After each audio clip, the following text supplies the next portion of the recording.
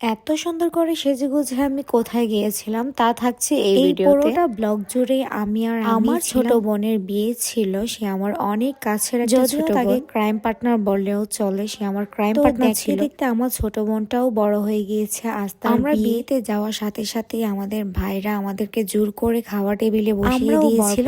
আসার আগেই খেয়ে ফেলছি। আজ আমার ইন্টেনশনই ছিল আমি শুধু আমার ভিডিওই করব। তারপর সরিষা ক্ষেত দেখে তো আমার একদমই মাথা নষ্ট হয়ে গিয়েছিল। ছোট ভাইরা ভাতিজা আমাকে ফুল এনে দিচ্ছিল ফটোশুট করার জন্য। অনুষ্ঠান হলেই পরিবারের সবার সাথে দেখা হয়, সেটা অনেক আনন্দের। মেয়েটা সে আমার ফুফাতো ভাইয়ের মেয়ে, তাকে আমি অনেক বছর পরে দেখেছি। সে মাশাআল্লাহ অনেক বেশি সাজিয়ে আমি একটু এসেছি সরিষা খেতে ছবি তোলার জন্য। দেখি বউয়েরও ফটো সেশন চলছে। আমার এত সুন্দর করে ছবি ভিডিও তুলে দিয়েছে রাহাত। সেও তার ফুপিকে এতটাই ভালোবাসে, ফুফি যেভাবেই বলছিল সে সেভাবেই ছবি তুলছিল। মজা নিচ্ছিলাম যে এখন থেকেই শিখে রাখো কিভাবে ছবি ভিডিও নিতে হয়, ভবিষ্যতে কাজে লাগবে। আমার আরো কিছু ছোট ভাইরা এসে আমাকে গাছ ধরিয়ে দিয়ে গেল যে আপা কিভাবে ছবি তুললে সুন্দর হবে, কোন পোজ দিতে হবে, কোথায় যেতে হবে, সেগুলো তারাই আমাকে আমি আগেই বলেছিলাম যে পুরোটা ব্লগ জুড়ে আমিই থাকবো, আমিই আছি আর সরিষা। আর আমরা বাইরে থেকে এসে দেখি এদিকে বিয়ে পড়ানো শেষ, মেয়েকে তুলে নিয়ে যাওয়ার পালা। আমি এসেছিলাম আলিফের সাথে ছবি তুলতে। সে তো অনেক বেশি লজ্জা পায় এখন ছবি তুলতে। আমার দাদু তার বড় নাতিকে নিয়ে হেঁটে হেঁটে যাচ্ছিল। আমার মা লাও সাথে করে নিয়ে যাচ্ছিল। আজকে এতটুকু, সবাই ভালো থাকবেন।